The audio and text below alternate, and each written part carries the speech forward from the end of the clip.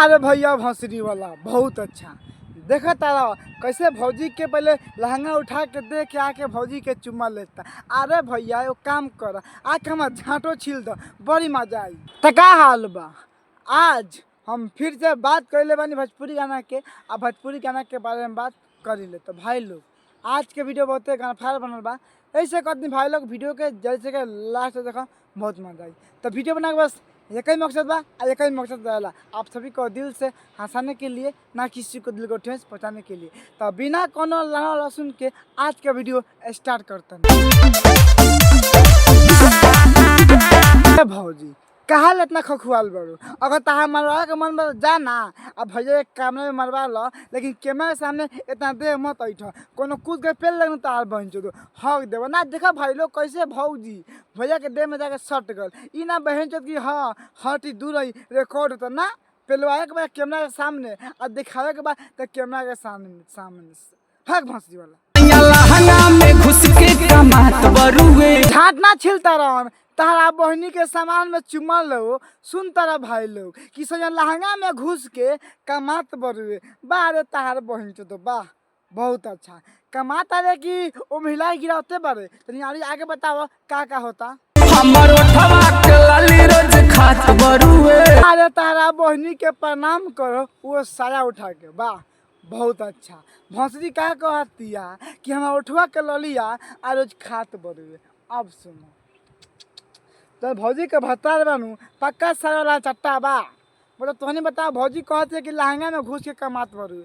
अब तोहनी बात समझ सकता लोगन कि लहंगा में घुस के कौन काम कर देला आ कथी के कमाल कर देला। ए भौजी सोच कह कि लहंगा में घुस के हमार भत्ता झाँट छिलता रे, ई तनी सुनला के बाद में अच्छा लगी आ कहे में मजा भी आई। लेकिन तू कहते लहंगा में घुस के कमात बरुए आ उठवा के ललिया खात बरुए, ई तार बात सुन के मन कर तार बहिन चोदो पटक के पेल दी 15 हालिया कहीं पेल ही नहीं की। लहंगा में घुस के कमात बरुए आके पेल दम हक देबू हो।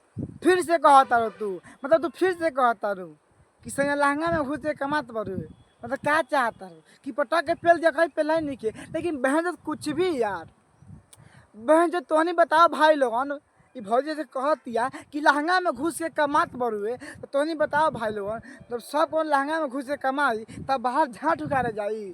तारा बहिन चलो पटा के पहले ता झाँट सीधा ओके कमाल कहता रू आए और ना बोला ने केजरी मनवन के इतना पहले कि हक न देबू। हमर ओठवा के लाली रोज खात बरुए। देखो भौजी तारा ओठ के लाली खाए तारा ओठो पे हिला के चुआ देवे, ओ सा हमारा कुछो लेवे देवे के नहीं खे आना रही। लेकिन जैसे कहत बरुनु कि सैया लहंगा में घुस के कमात बरुए और उठवा के ललिया खात बरुए, ई तार बात सुनने के बाद में हमें ऐसा लगता नहीं कि कुछ दिन में बाद में ऐसा ना कोई इंसान कि हम झाँट छील के हम बुढ़िया चाटता, बड़ी मजा आई तार बहन चो ऐसा बोलूँ तो। मतलब कुछ भी यार बहन चो एक के ना मन पेल भौजी के पानी पानी कोई दिला सखी दे जब छुअत। अच्छा पानी पानी कई देला जब दे सकी छुअता। देखा भाई लोगन ई तार बात बिल्कुल सही बा भौजी। अक्सर कोनो लड़की के कोनो लड़का दे छुएला नु तो लड़किया भी पानी पानी हो जाला आ लड़कियों भी पानी पानी हो जाला। लेकिन लड़किया तो बर्दाश्त कर लेला कोनो कोनो, लेकिन लड़का बहन जो जाकर मुठ मार लेला उहो कोनो कोनो। सबके ना कहते लेकिन ऐसा कोनो लड़का बा कि छुला के बाद में मुठ मार के जाकर मुठ मार के गिरा लो। लेकिन भौजी हम तो कहल चाहते हैं तो बिल्कुल सही कहता है, तो दे पानी पानी होत हुई तो तू ही बतावा बताता है कि पेल्ला कि ना के सखी रे सामान सैया चुमोता के पेलत नहीं खे। तारा बहनी के गाड़ी में गधा के सामान पेलो, सुन तारा भाई लोग किसी ने जूम क के सामान चुमता। अब देखा भौजी भौसरी वाली के बात, पहले तो भौजी के भत्ता लहंगा में घुस के कमात रख, फिर ओठ के लाली खैलक। अब भौजी कहतिया कि सखी जूम क के सामान चुमता।